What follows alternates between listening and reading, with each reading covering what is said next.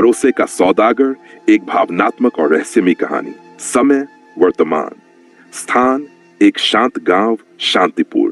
प्रस्तावना एक ऐसा गांव जहां हर कोई एक दूसरे पर आंख मूंद कर भरोसा करता था। वहां का माहौल इतना भरोसेमंद था कि लोग रात को अपने दरवाजे खुले छोड़कर सोते थे।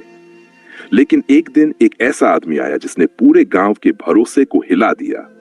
राह मुख्य भाइया, गांव का सबसे भरोसेमंद और मददगार इंसान संदीप शहर से आया एक पढ़ा लिखा सौम्य लेकिन रहस्यमयी युवक। दादी माँ गांव की सबसे बुजुर्ग और समझदार महिला। मीना राजू की छोटी बहन, सीधी सादी और भोली। कहानी शुरू होती है। राजू भैया को पूरा गांव मानता था। किसी की छत टपकती थी तो वो अपना काम छोड़कर उसे बनाने पहुंचते। किसी के घर में शादी होती थी तो वो अपने पैसे देकर मदद करते। गांव के मंदिर से लेकर स्कूल तक हर जगह उनके नाम की इज्जत थी। एक दिन गांव में एक युवक आया, नाम था संदीप। अच्छे कपड़े, शुद्ध भाषा और मीठी मुस्कान। उसने खुद को बताया कि वो शहर से आया है और गांव में जैविक खेती सिखाने आया है। संदीप जल्दी ही सबका चहेता बन गया। वो बच्चों को कंप्यूटर सिखाने लगा, महिलाओं को सिलाई सिखाने लगा और खेतों में नई तकनीक से काम करवाने लगा। रू भैया भी उस पर खुश थे कि चलो कोई अच्छा काम कर रहा है, पर दादी माँ को कुछ खटक रहा था। एक रात गांव के मंदिर की दानपेटी से पैसे चोरी हो गए। फिर स्कूल के कंप्यूटर गायब हुए और एक दिन गांव की महिलाएं रोती हुई आईं। हमारे गहने जो संदीप ने बैंक में रखने को लिए थे वो भी गायब हैं। सारा शक गया राजू भैया, क्योंकि चोरी के दिन उनके घर की लाइट जली थी और संदीप उसी घर में रुका था। गांव वालों ने बिना कुछ पूछे राजू भाई को दोषी ठहरा दिया। सबने मुंह मोड़ लिया। मीना रोती रही, भैया ने कभी किसी का बुरा नहीं किया।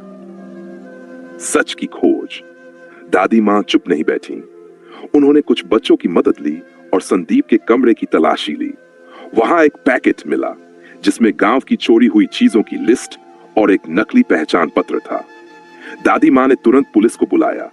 पुलिस आई और पता चला कि संदीप का असली नाम सोनू था और वो एक पेशेवर ठगर था जो गांव-गांव घूमकर भरोसा जीतता और फिर लूट कर भाग जाता। जब पुलिस उसे ले जा रही थी तब संदीप ने राजू भैया की ओर देखकर मुस्कुराकर कहा, भरोसे का सबसे बड़ा सौदागर वही होता है जो सबसे ज्यादा तोड़ता है। गांव वाले शर्मिंदा थे। उन्होंने राजू भैया से माफी मांगी। राजू भैया ने मुस्कुराकर कहा, भरोसा तोड़ने वाले हमेशा मिलते रहेंगे, लेकिन हम अच्छे लोगों पर शक करना नहीं छोड़ सकते, नहीं तो बुराई जीत जाएगी। सीख, भरोसा करना जरूरी है लेकिन आंख बंद करके नहीं। शक करना बुरा नहीं, लेकिन बिना सच्चाई जाने फैसला करना गलत है। अच्छे लोगों को अपमानित करने से पहले 100 बार सोचना चाहिए। अब आपसे एक विनती, अगर आपको यह कहानी पसंद आई और आप चाहते हैं कि हम इसी तरह की सस्पेंस, भावनात्मक और शिक्षा देने वाली कहानियां लाते रहें, तो हमारे चैनल को सब्सक्राइब करना ना भूलें। बेल आइकन दबाएं और अगली कहानी में मिलते हैं जहां हर मोड़ पर होगा सस्पेंस, हर किरदार से मिलेगी कोई सीख। कभी कभी जीवन हमें उस गहराई में पहुंचा देता है जहां से लौटना असंभव सा प्रतीत होता है, परंतु वहीं से एक नई कहानी जन्म लेती है। एक ऐसी कहानी केवल दुख नहीं, साहस, संघर्ष और पुनर्जन्म का प्रतीक बन जाती है।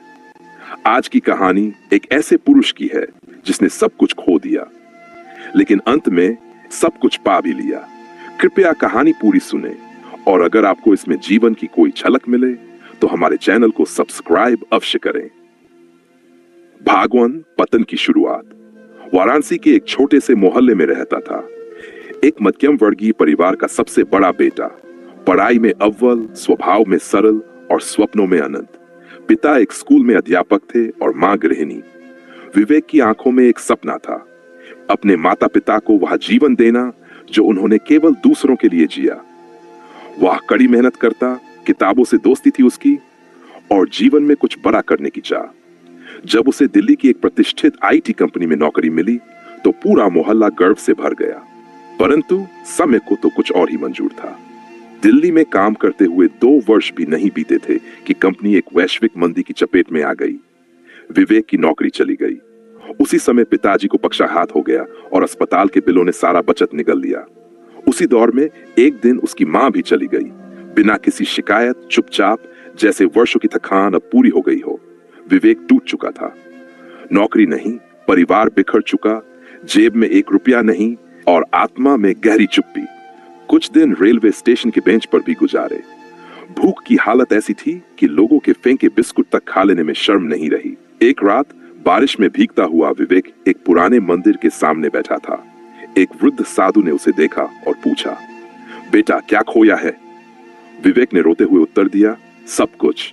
साधु मुस्कुराए बोले, तब तो अब सब कुछ पाने की बारी है।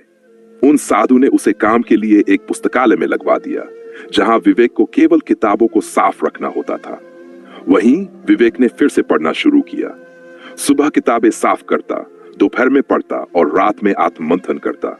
धीरे धीरे उसने कंप्यूटर प्रोग्रामिंग सीखी, पुराने मोबाइल से इंटरनेट पकड़कर। एक दिन उसने एक छोटी सी वेबसाइट बनाई, sanskritisaathi.com, जो भारतीय संस्कृति, योग और जीवन प्रेरणा की कहानियां प्रस्तुत करती थी। लोगों ने उसे पसंद किया। 4 वर्ष बीतते बीतते एक बड़ा ऑनलाइन प्लेटफॉर्म बन चुका था। फिर एक YouTube चैनल बना जिस पर विवेक अपनी कहानियां सुनाने लगा, अपने दर्द को शब्दों में पिरोकर और अपने अनुभव को अमृत बनाकर। आज उसके चैनल के लाखों सब्सक्राइबर हैं। देश विदेश में लोग उसकी कहानियां सुनते हैं। सरकार ने भी उसे युवा प्रेरणा सम्मान से सम्मानित किया। एक दिन वही साधु जो कभी मंदिर के सामने मिले थे, चैनल के मुख्य अतिथि बने। विवेक उनके चरणों में गिर पड़ा। साधु मुस्कुराए और बोले, जिसने स्वयं को जीत लिया उसने सारा संसार जीत लिया। तुमने जीवन की राख से स्वर्ण गढ़ा है। दोस्तों, अगर आपने कभी अपने जीवन में ऐसा समय देखा है जहां सब कुछ समाप्त होता सा लगा हो, तो याद रखिए, वहीं से नई कहानी शुरू होती है। विवेक की तरह आप भी अपनी राख से पुनर्जन्म ले सकते हैं। अगर यह कहानी आपको स्पर्श करे, अगर आप भी किसी की प्रेरणा बनना चाहते हैं, तो कृपया हमारे चैनल को सब्सक्राइब करें और इस कहानी को साझा करें किसी ऐसे व्यक्ति के साथ जो हार के कगार पर खड़ा हो। स्क्रीन पर टेक्स्ट, हर पतन में छुपा होता है एक महान उठान। जीवन कभी समाप्त नहीं होता, बस नया रूप लेता है। सब्सक्राइब करें, लाइक करें, कमेंट करें, शेयर करें। अगर आप